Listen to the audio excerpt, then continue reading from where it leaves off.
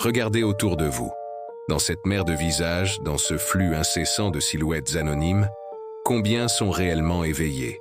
Combien sont réellement présents? On nous dit de ne pas juger, d'accepter. Mais personne ne nous prévient du danger silencieux, de ce poison lent qui s'infiltre dans nos vies. Vivre entouré de gens stupides. Non, il ne s'agit pas d'intelligence académique ou de quotients intellectuels. Il s'agit d'une forme bien plus insidieuse de stupidité, celle de l'esprit fermé, du cœur absent, de l'âme endormie. Celle qui se contente du superficiel, qui fuit la profondeur, qui célèbre la banalité. On pense souvent que les gens qui nous entourent ne font que passer. Des collègues au bureau, des connaissances dans une soirée, des voix dans le bruit ambiant. On se dit que leur influence est négligeable, que nous sommes une forteresse imprenable. Quelle erreur! Leur médiocrité, comme une humidité tenace, ronge les fondations de notre esprit sans même que nous nous en apercevions. Chaque interaction, chaque conversation vide, chaque ambition moquée est une fissure de plus dans nos remparts. Le premier symptôme, le plus immédiat, est l'épuisement. Il draine votre énergie. Vous est-il déjà arrivé de quitter une conversation en vous sentant vidé, las, comme si on vous avait pompé votre force vitale? C'est l'effet de la stupidité active. Expliquer l'évidence, défendre une idée nouvelle face à un mur de scepticisme paresseux, ou simplement tenter d'élever le débat au-dessus du commérage. C'est une bataille perdue d'avance qui vous laisse exsangue. Votre énergie, cette ressource si précieuse, est gaspillée à lutter contre l'inertie, au lieu de construire, de créer, de grandir. Vous devenez la batterie qui alimente leur vacuité. Ensuite, inévitablement, ils limitent votre croissance. L'être humain est un être social, mimétique.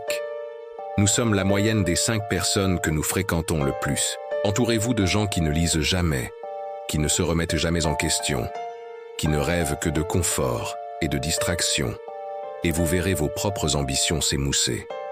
Votre curiosité sera vue comme une bizarrerie, votre désir de vous améliorer comme une prétention. Ils érigent des barrières invisibles autour de vous, non par méchanceté, mais par peur. Votre envol leur rappelle qu'ils sont cloués au sol. Alors, pour se protéger, ils coupent les ailes de ceux qui osent regarder le ciel. Votre potentiel immense se retrouve enfermé dans la cage étroite de leurs propres limitations. Mais le danger le plus profond, le plus dévastateur, est qu'ils normalisent la médiocrité. Lentement, jour après jour, leur monde devient votre norme. Le manque d'ambition devient du réalisme. La paresse intellectuelle devient de la simplicité.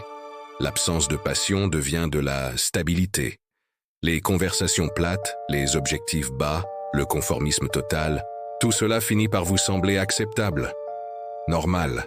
Vous oubliez le goût de l'excellence, le frisson de la découverte, l'intensité d'une vie vécue pleinement. Vous vous fondez dans la foule grise, vous adoptez ses couleurs ternes, et vous commencez à croire que c'est là tout ce que la vie a à offrir. L'ombre de la majorité finit par engloutir votre lumière singulière. Vous ne vous battez plus, vous vous résignez. Et c'est ici que se trouve le véritable poison. Le vrai danger n'est pas l'intelligence inférieure des autres, mais leur influence silencieuse et constante sur votre être. Le danger, ce n'est pas eux. Le danger, c'est de devenir comme eux. C'est de laisser leur vacarme extérieur éteindre votre voix intérieure. C'est de troquer votre quête de sens contre leur quête de confort. L'isolement au milieu de la foule est la plus grande des solitudes. Voir son propre esprit s'étioler, sentir sa flamme vaciller sous le souffle constant de la banalité, voilà la véritable tragédie. Alors, que faire? Fuir? Non. La réponse n'est pas dans le mépris, mais dans la conscience. Il est temps pour un réveil intérieur. Il est temps de réaliser que votre environnement est le jardin dans lequel votre âme grandit. Si le sol est pauvre, vous ne fleurirez jamais. Protégez votre esprit comme le bien le plus précieux que vous possédiez. Choisissez délibérément qui vous laissez entrer dans votre cercle intime. Cherchez ceux dont la présence vous élève, dont les conversations vous nourrissent, dont l'ambition vous inspire. Apprenez à dire non. Non aux invitations qui vous vident. Non aux discussions qui vous abaissent. Non à la tyrannie de la normalité. Cultivez votre jardin intérieur avec soin. Lisez, apprenez, voyagez, créez. Explorez les profondeurs de votre propre conscience. Devenez si plein de lumière, si riche de votre monde intérieur, que l'obscurité extérieure ne peut plus vous atteindre. Soyez un phare, pas une éponge. La décision vous appartient. Cision.